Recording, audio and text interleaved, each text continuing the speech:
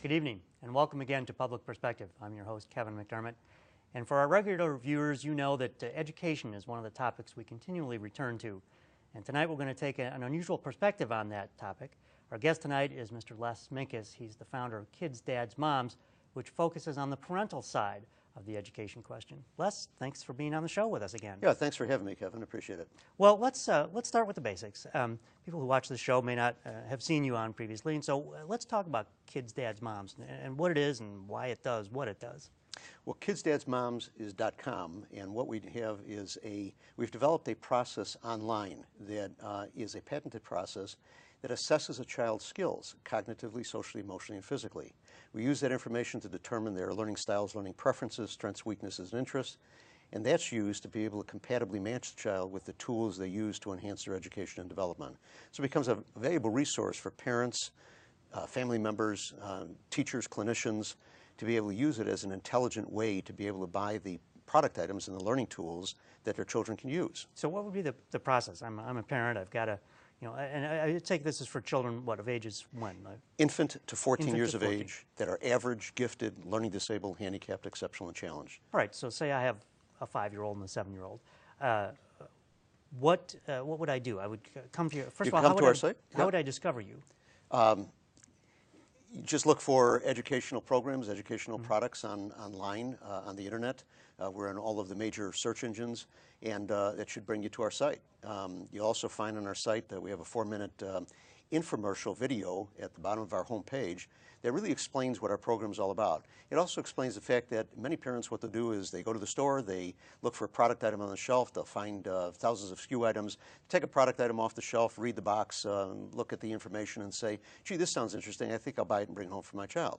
Well, what they've just done is bought something that is of interest to them and not necessarily appropriate for the child. Well, and they've also believed the marketing spin of the company that makes that product, because whatever is on the box is designed to make you want to buy it. Right. That doesn't necessarily mean that it's the best thing for for your needs, right? At least for the child's needs, from the standpoint of their skill development, their ability, their learning styles and learning preferences. Because a lot of that has to do with whether a book is going to be more interesting to the child, a board game, a piece of audio, video type product item, depending on how the child learns best and absorbs and processes information. So part of your, I think you said 68-point evaluation process? There's 68 points of compatibility that we look for in every product item, and those are the attributes of the products that we match with the attributes of the child. So when I, as this parent, looking for things for my 5- and 7-year-olds, come to your site, then do I take a survey? How does that work? Yeah, there's assessment tools, and they're age appropriate, infant to 24 months, 25 to 71 months, and then 6 years to 14 years of age. So once you come to our site, you can join the membership on the site, $37.50 for the public to join it. We have programs that we provide to the corporate community, to schools, to organizations, and for those group memberships, naturally those are group fees that we provide. But those different groups that come to our site, they just come and sign up on the program, they profile their children, and then what happens is we provide an analysis to them as soon as the profile is completed. And this has all been built over a period of 20 years. We had groups of educational psychologists, developmental psychologists, child psychiatrists, other academicians and clinicians that worked with us in order to be able to develop these programs.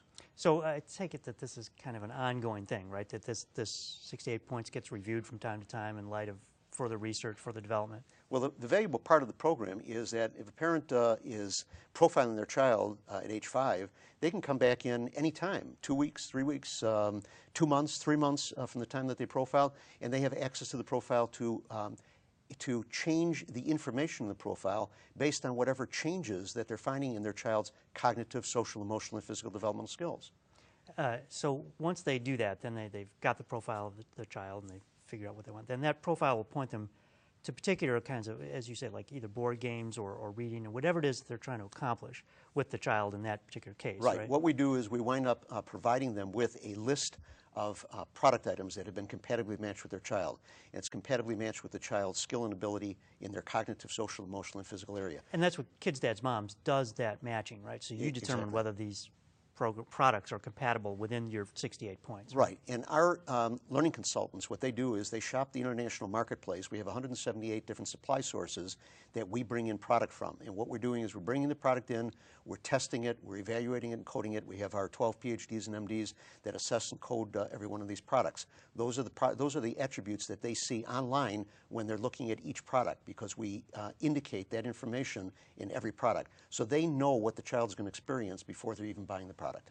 So then can the products purchasable through your website as well? Yeah, absolutely, right. We deliver that product. We take possession of it and deliver the product to them.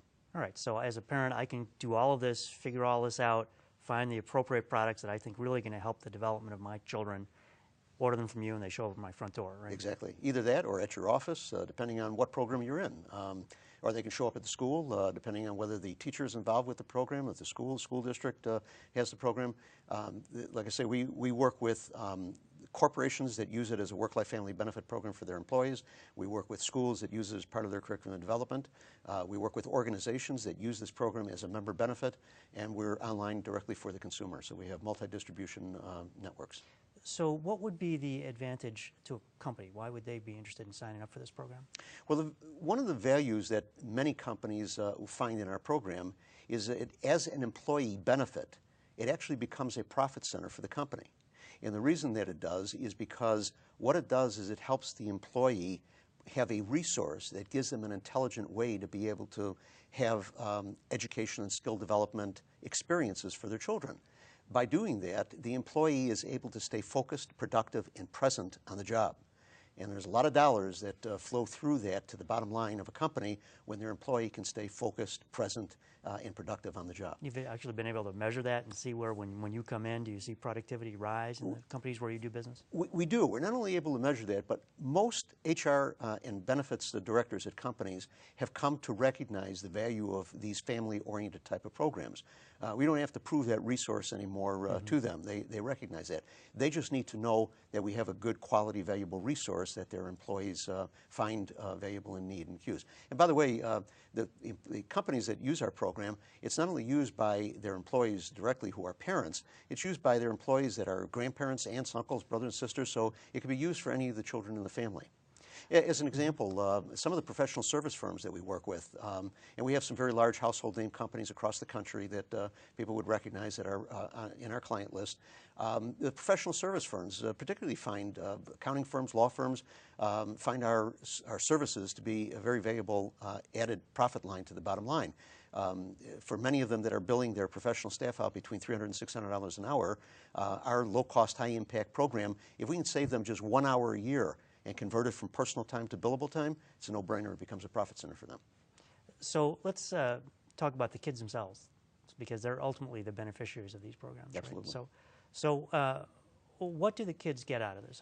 If I go buy these right products, what effect will it have on my children? First of all, what the kids get out of it is they get more than just a box. Because many times when parents wind up buying a product item, or a family member buys a product item for a child, they wind up giving the child the product item, and interestingly enough, they'll observe that the child winds up playing with the box instead of the product item. It's a cliche, in fact, then the right. question is, how much did they actually pay for that box? So what the child is actually getting is something that is directly matched with their learning styles, their learning preferences, their strengths, weaknesses, and interests. And therefore, what it does is it is a product that the child feels comfortable operating out of their what's called a safe zone. It's the zone that they feel comfortable in interacting and using any type of a tool or any type of product that they're working with. And just like you and I as adults, everybody, when you're comfortable with what you're doing, naturally you're more into what it is that you're doing. You feel more comfortable with it. And what we have found that naturally once children build confidence and self-worth through the use of products that they feel comfortable with, they're willing to challenge themselves and reach out to other more challenging experiences. Well, I guess that would make sense. If you're successful at doing things, then the more successful you are, the more you believe you're going to be successful at other things. Right? Exactly. So how do you get the parents to be involved? As we've talked about in the past, and actually our viewers should know that you and I have known each other for a number of years, right? Sure. So you know that I'm a member of the local school board. Now, in my case, it's high school, so it's a little outside of the, in fact, it's completely outside of the age range where you're... Well, we go from infant to 14 years of age, so we still catch that ninth grade, first year in school. Yeah, right. But we see, and I'm on a school board in an area where The schools have been failing for a while now, and these test scores are nowhere near what they need to be. And it's a difficult area. The demographics don't lend any help to us. But one of the biggest problems, of course, is getting parents involved. Being high school, by the time we get the kids, they've already had 13, 14, some cases 15 years of development before we see them.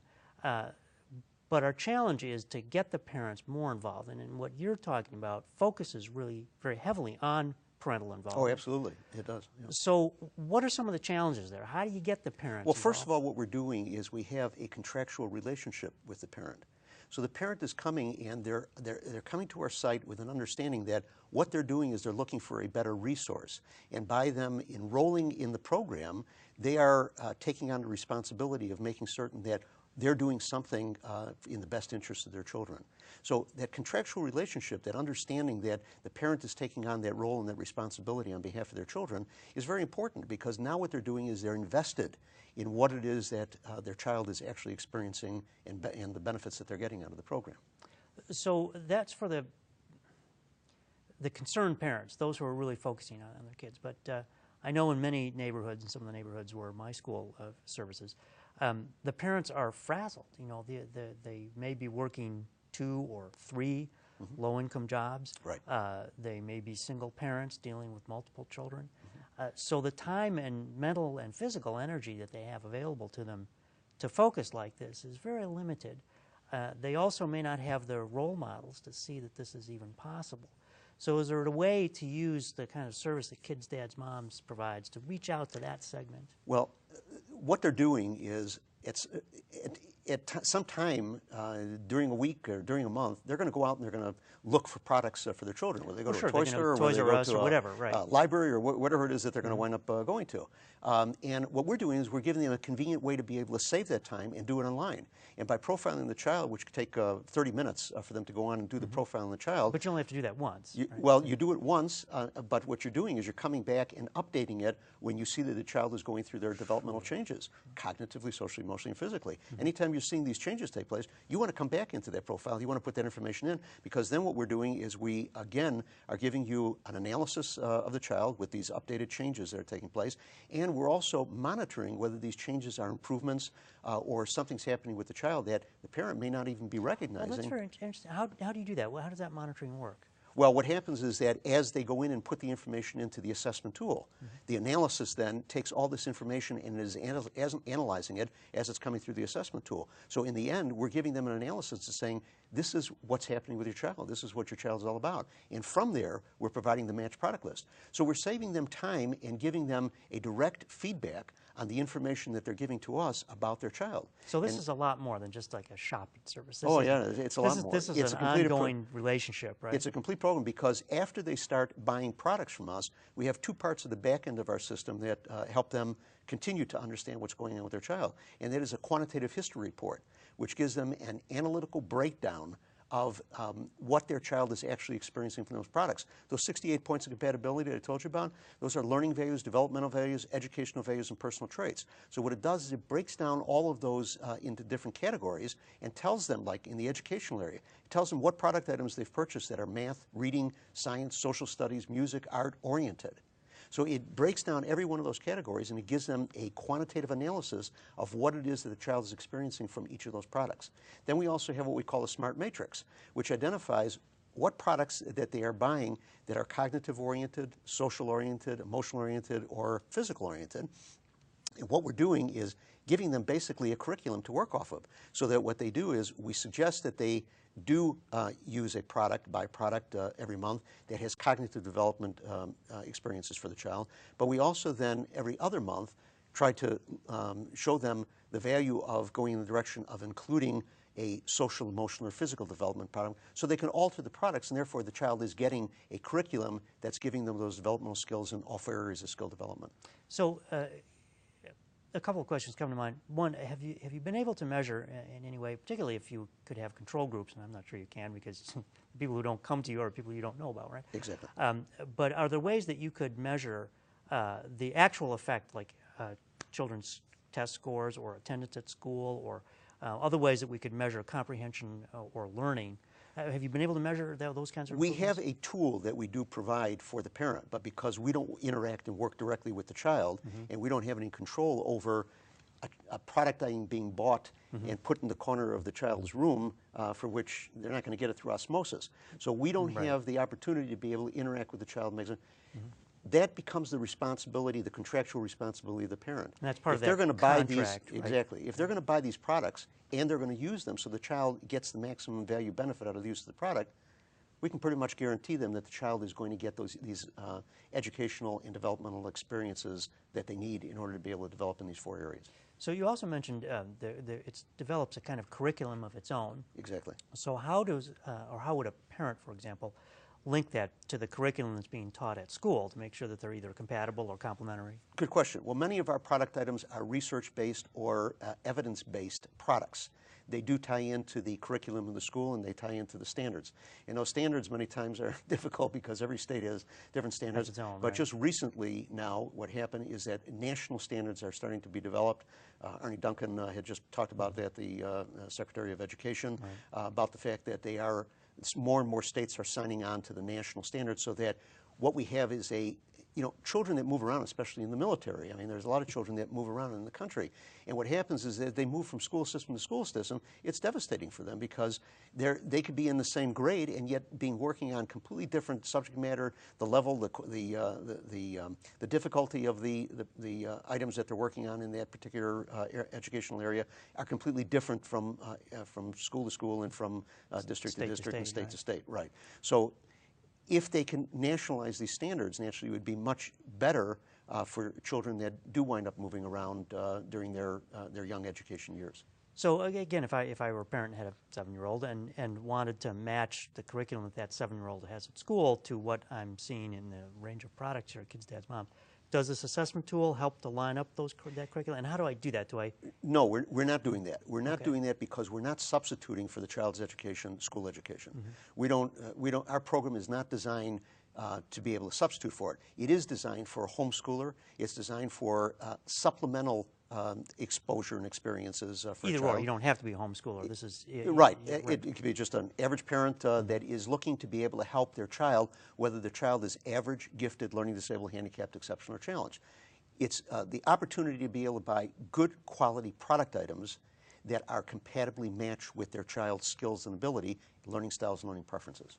So let's make a broad jump now. We've talked a lot about what you offer, and I think that what you're doing is a very interesting aspect of the educational equation that everyone in the country seems to be wrestling with now. How do you see, well, even if it's not through Kids Dad's Moms, but how do you see the central issues of education that we're trying to address? And coming from your perspective of trying to address one particular one, where do you see the real emphasis? Where does that emphasis need to be? Well, we know that as a country, we are not at the level that we should be at for a country of our quality. And our education is not meeting their requirements. And that recently was tested in a symposium that was held on the East Coast here that was as a result of an invitation that was to education ministers that were sent to 9 countries throughout the world that all represent better quality results in their education than we have here in the U.S. Canada, Singapore, Japan, China, India, many of these countries who have much lower economic conditions and poorer populations in their country are getting better results from their education than we're getting. So a lot of changes have to be made. And let's talk about that for a moment, because there's a lot of debate about what results should be measured. And I think, at least in the educational circles where I find myself, there is an acknowledgement that test scores are important. You need to look at them because there has to be some, as we talk about standards, national standards, standardized testing, there has to be some way to measure a body of knowledge and a set of skills to see whether or not the students have achieved them. But everyone who I talk to will tell me that that's only one part of the equation. So when we measure results, what is important? Is it the level of jobs that people get? Is it the level of happiness that they achieve in their lives? I mean, how would we measure, at the broadest measure possible, whether or not the schools are succeeding? Well, the answer to your question is yes to all. I mean, everybody has a different level of what they are expecting out of their life, out of what goes on, within their realm of their lives or their families, and whether it's happiness, whether it's more time, whether it's the result of a job, pay. I mean, these are all things that are an individual characteristic that somebody may demand of themselves. The point is that tests are a basis of which perhaps maybe have to be changed. Those tests have to be changed because the quality of education that the children are getting and the things they are learning and the way they're being taught are going to be changing. And as a result of that, we're going to find that the tests that we're giving are measuring things that are being taught right now, but they're not adequate. And therefore, we're not really getting the results out of our tests or out of the education that other countries are getting. So what kind of shift do you think that would look like? What sets of skills would we focus on to look forward to the future that we're not doing now? All right, and I'll tell you about that, because what's happening is that when you measure the critical thinking skills and the capability level of children in the United States against children in other countries, those critical thinking skills, those abilities, those levels of performance that are coming from children at the same age, at the same grade levels, are clearly not as good here in the U.S. as they are, especially in math, reading, science, and various other critical areas. We need to develop critical thinkers. We need to develop, there's something that people, I guess, have heard or should understand, and that is children in preschool today will be working in jobs that don't even exist today. So the best thing that they can do is be able to provide their children with the best basic education and knowledge that they can give them, because from there they will be growing and developing, learning new things every year that don't even exist today. So we're talking about very generalized skills that people need to develop, not Exactly. specific job skills. Right, exactly. Other than in the young, early ages, and that's why we focus on infant to 14 years of age. I mean, there's plenty of programs out there for high school kids and for college students and beyond that. But the basic foundation in a child's education is going to come from what happens from infant to 14 years of age. And that's where all the critical language skills are developed. Exactly, right.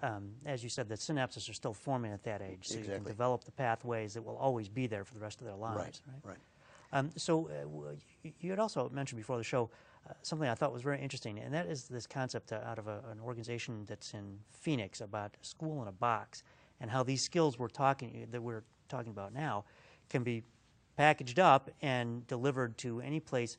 Well, we talked mainly about overseas. Maybe there's some places in this country they should be delivered as well. But exactly, yeah. This is really designed for export to very disadvantaged areas in the world. Well, right? the interesting part about this particular program, and the school that is in the Phoenix area, it's a chartered school. It's called Starshine Academy. It's been actually started, and it's been run by management. The original founder of it was a banker.